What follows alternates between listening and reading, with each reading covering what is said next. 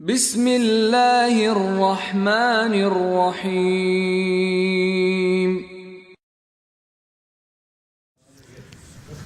فاتحة. بسم الله الرحمن الرحيم.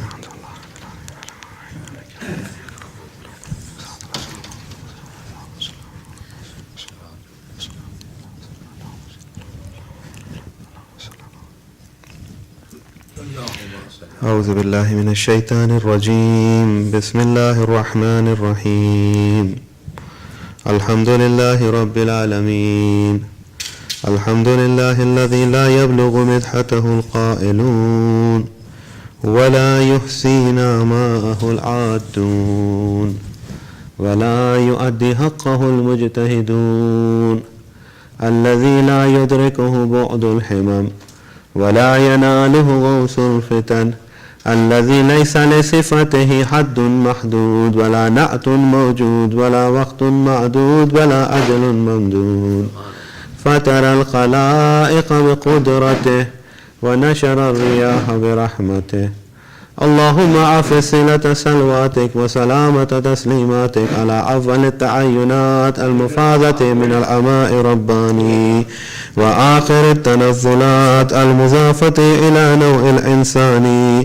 كان الله ولم يكن معه شيء ثاني محصي لعوالم حضرات القدس بوجوده وكل شيء أحصيناه في إمام المبين. اللهم صل على محمد وعلى الرسول النبي المكي القرشي المدني التحامي صاحب لواء الحمد ومقام المحمود أبي القاسم محمد الحميد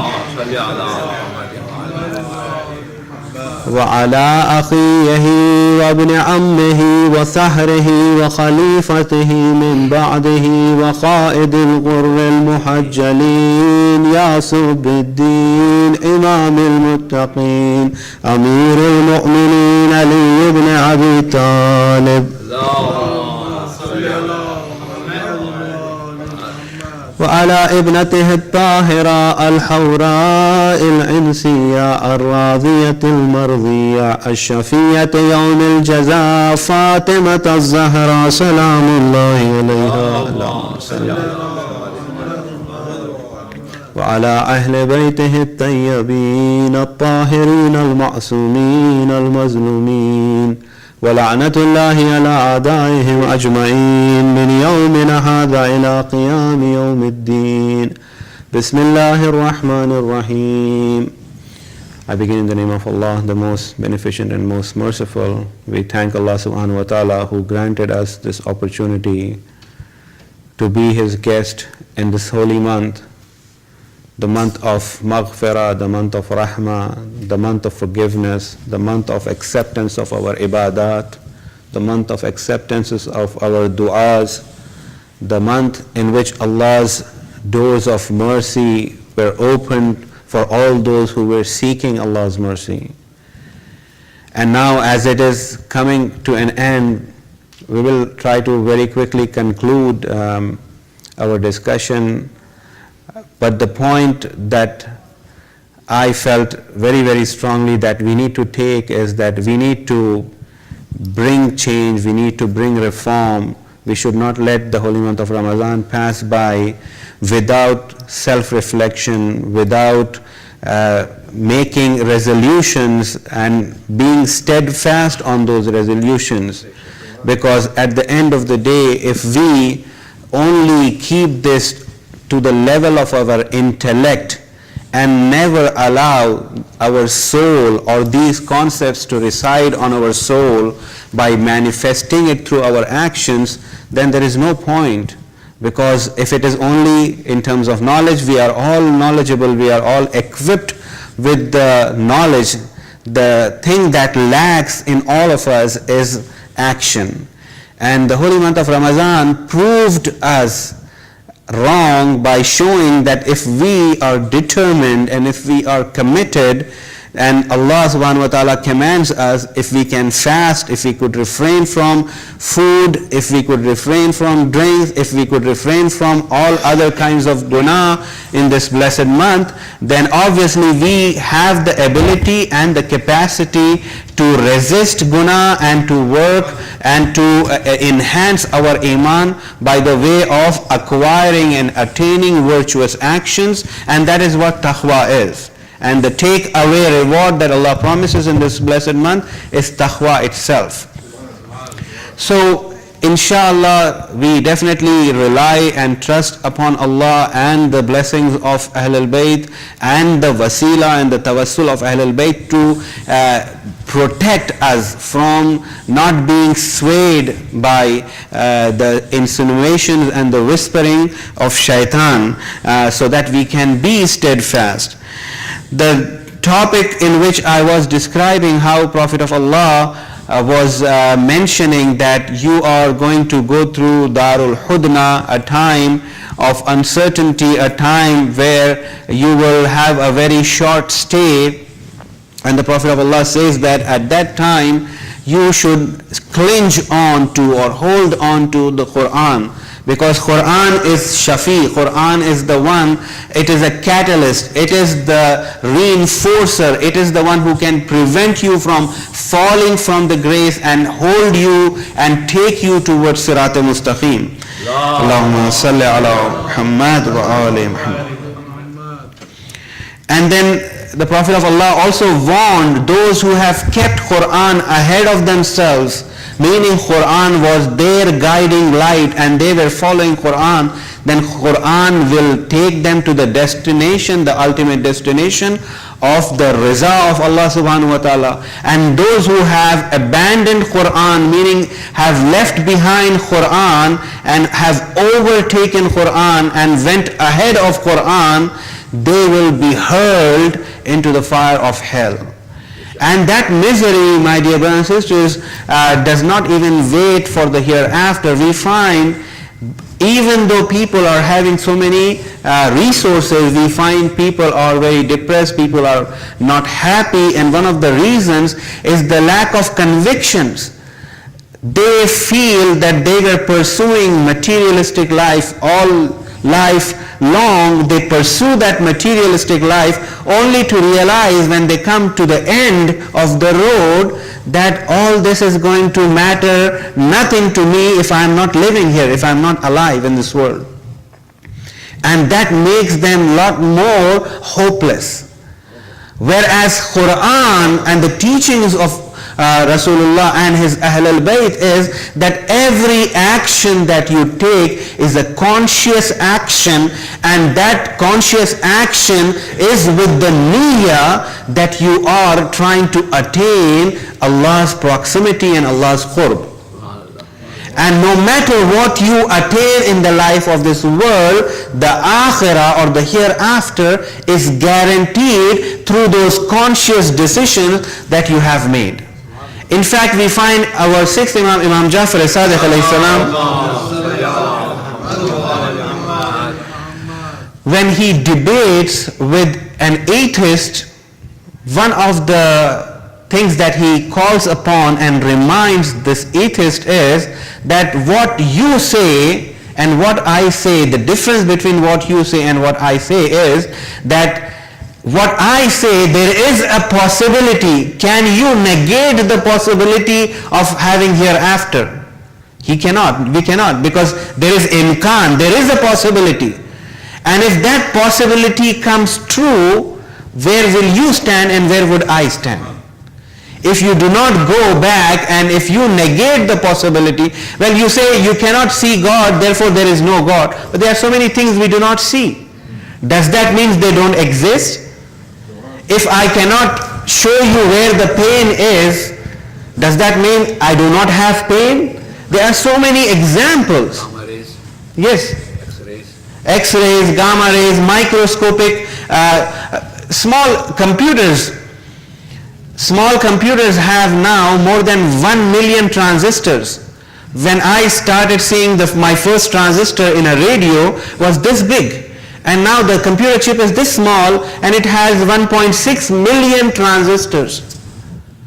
And if I say, since I cannot see, there are not 1.6 million transistors, people will just make a fool out of me thinking this guy doesn't know what he's talking about. But when it comes to religion, sometimes that is what happens.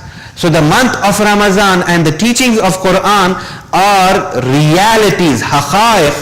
Those realities can be actualized by us if we are adhering to the Quranic principles. If we do not adhere to Quranic principles and somehow we feel that we are entitled for reward in the hereafter, that is not going to happen. Please say salawat. There is a verse of Holy Quran in which Allah subhanahu wa ta'ala command, فَأَرِزْ أَمَّنْ تَوَلَّى عَنْ ذِكْرِنَا وَلَمْ يُرِدْ إِلَّا الْحَيَاةَ الدُّنْيَا.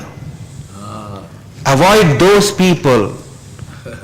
people who do not want to come or remember us, and their desire is only and only this world.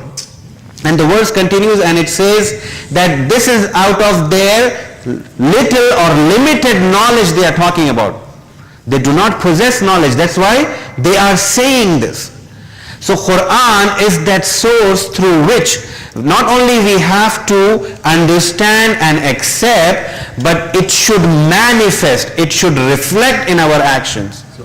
And then we have truly attained the garment of taqwa, the garment which would protect us from being swayed from the path of Sirat al-Mustaqim. Please say the salawat.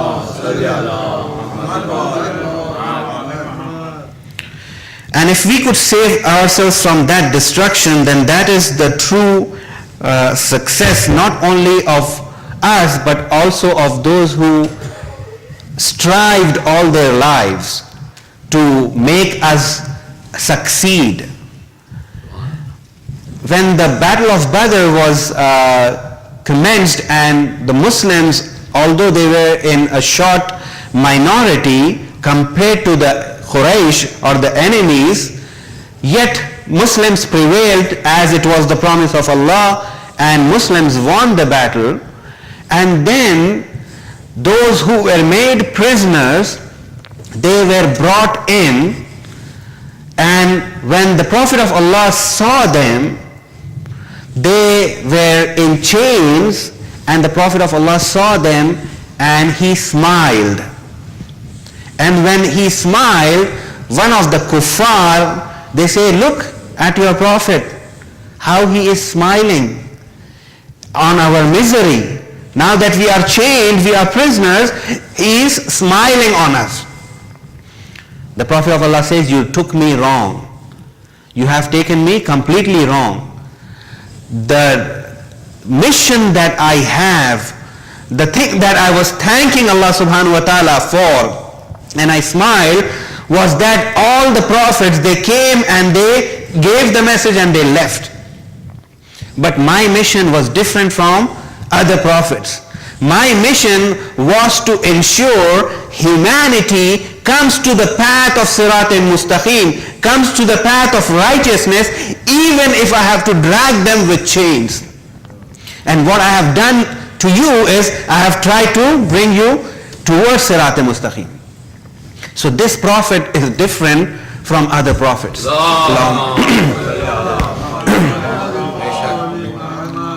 And as the ulama say, each prophet could take his ummah as far as he could have gone, or the path that he has seen, or the maqam that he has attained.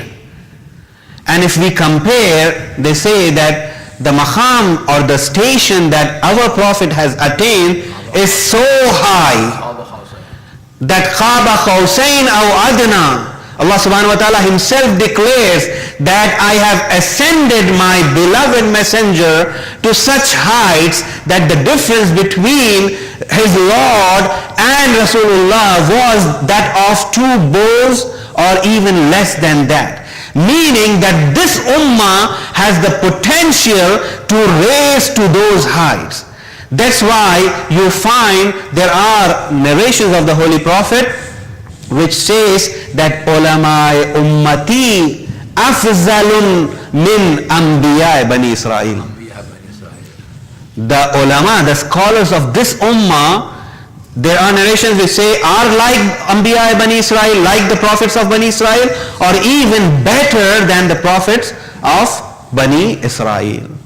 So my dear brothers and sisters, if we strive, the path of guidance is open and it has been kept open. It is only us who believe that the doors of guidance have not been closed.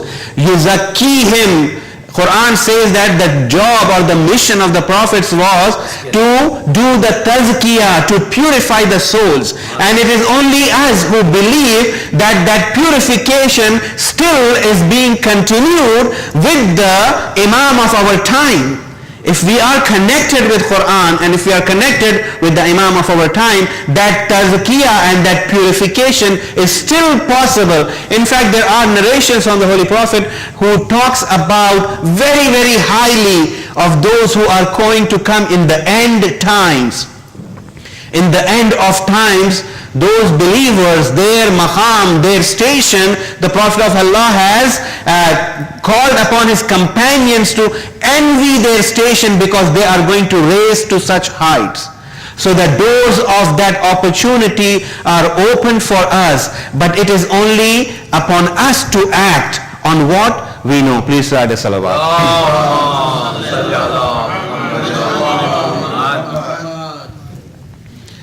Having said this, I would like to close, but I wanted to share one fiqhi issue with you so that we are prepared for the Eid, inshallah, in which basically I'm going to share with you some of the points of the Risala about Fitra, Zakat of Fitra. The rules regarding Zakat of Fitra, how we are supposed to provide the Zakat of Fitra, and it is wajib. I'm using the Risala of Agha Sistani. All the Risalas of the ulama are available. You can find it and see, purely for our reminder, because a lot of times we oversee and overlook some of the very fundamental things. So here in the Fatwa 1999, in which he mentions at the time of sunset on Eid al-Fitr night, that is the night preceding the Eid day, whoever is adult and sane and is neither unconscious nor poor nor the slave of another, he should give on his own behalf as well as on behalf of all those who are his dependents about 3 kilos per head of wheat or barley or dates or raisins or rice or millet, etc. It is also sufficient if we pay the amount of one of these items in cash. As per obligatory precaution, he should not give from that food which is not staple in his place, even if it be wheat, barley, dates or raisin. So Zakat of Fitra is 3 kilos of wheat, barley, dates, raisin, or you can give cash. And this has to be given before the night of the Eid, and it is incumbent upon those who are the head of the household under whom others are living. He is the one who is responsible to give the Zakat of Fitra. And the amount, if we would like to give cash, the amount is set as $10. So if tomorrow is Eid, then before a night we have to take that fitra, and especially before coming to salat you have to ensure that you have already paid off this zakat of fitra. Please say salawat. 6 pounds. Ji? 3 kilos is about 6 pounds. Yes. 6.6 pounds, inshallah. So if the person is faqir, if he cannot give, obviously I will try to run through this very quickly, just to be in line with what's being said here. If a person is not in a position to meet his expenses as well as those of his family as a period of 1 year, he has also no one who can meet these expenses, then he is a poor man. This is how a poor man is described, and it is not obligatory upon him.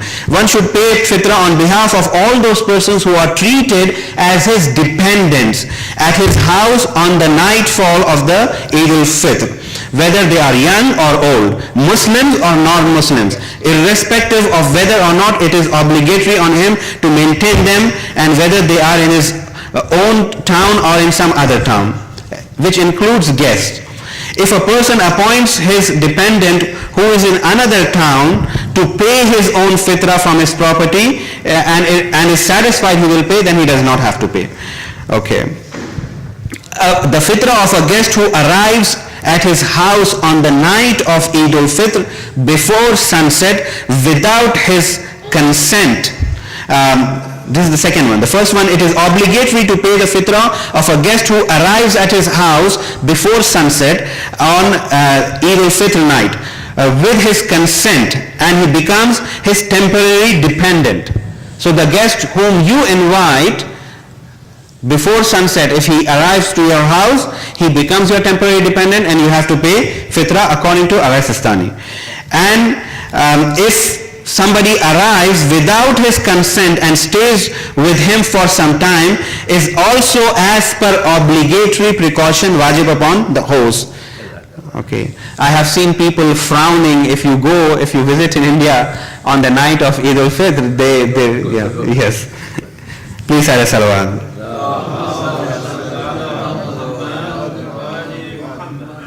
If the person is insane, or if a person is infant, obviously whoever is he is dependent on, they are the people who are supposed to, give the fitrah. And the fitrah of Sadat and non-Sadat, Sayyids, the fitrah of Sayyid and non-Sayyid is different. You will find different boxes when they are posted over here, and the fitrah of a Sayyid cannot be, the fitrah of a non-Sayyid cannot be given to a Sayyid. Therefore, you have to keep them separate. So if in your family, if somebody is Sayyid, the fitrah of Sayyid should be placed into the Sayyid section of the box that's being posted here. Sayyid ka non-Sayyid de sakte hain. Sayyid ka, yes. Vice versa is possible. A fitrah of a Sayyid can be given to a non-Sayyid, but a fitrah of a non-Sayyid cannot be given to a Sayyid. But sometimes that's another whole discussion of sadaqat. Can Sayyids take sadaqah? Sometimes we feel that no sadaqah is possible to be given to a Sayyid, which is not correct. There are sadaqah means to give in the way of Allah.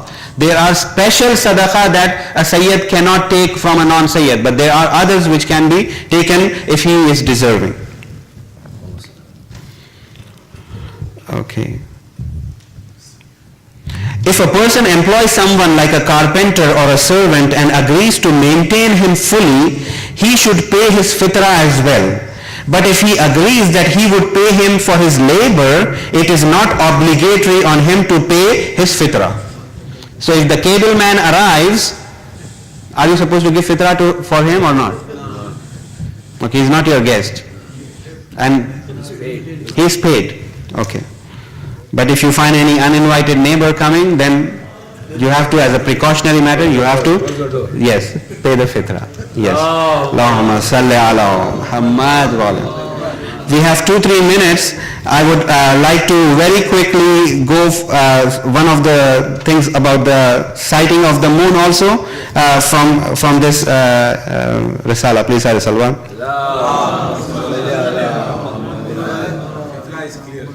Okay. Methods of ascertaining the first day of the month. Yeah, this is again Agha Sistani.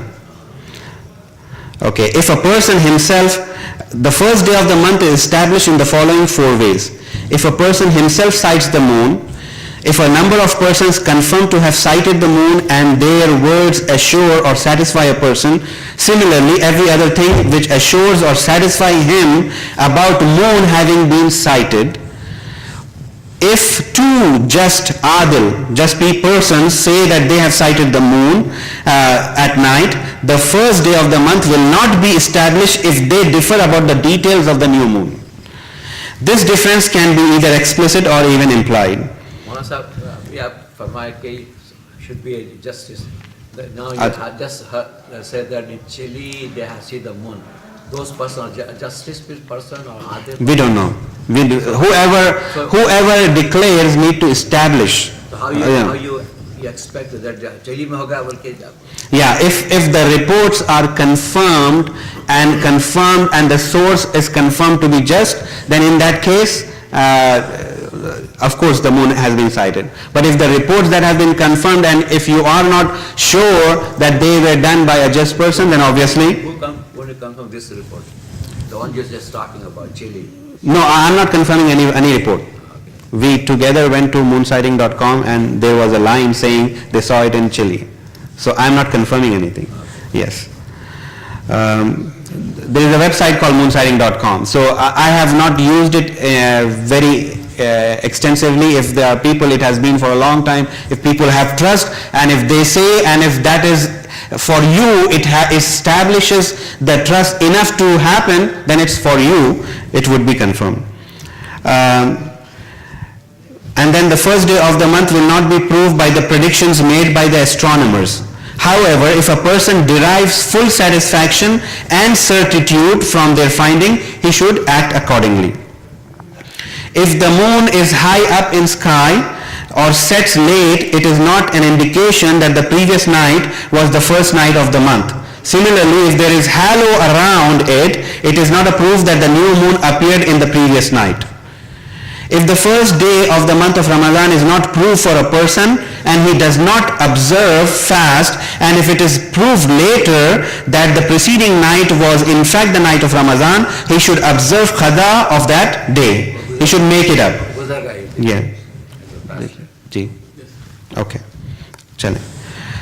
I think, yeah, it's pretty much, inshallah, we ask Allah subhanahu wa ta'ala that He inspires and help us and give us tawfiq, and that tawfiq remains for the whole year and keeps us alive so that we can enter into this blessed month again, inshallah. And we ask Allah subhanahu wa ta'ala for those who are sick to cure them, and we ask Allah subhanahu wa ta'ala wherever believers, Muslimin are, to protect their life, property and dignity and honor, and we ask Allah subhanahu wa ta'ala to forgive those who have passed away. Please recite a Surah Fatiha for the souls of marhumin, of all those who are participating, and especially for the sponsors of tonight.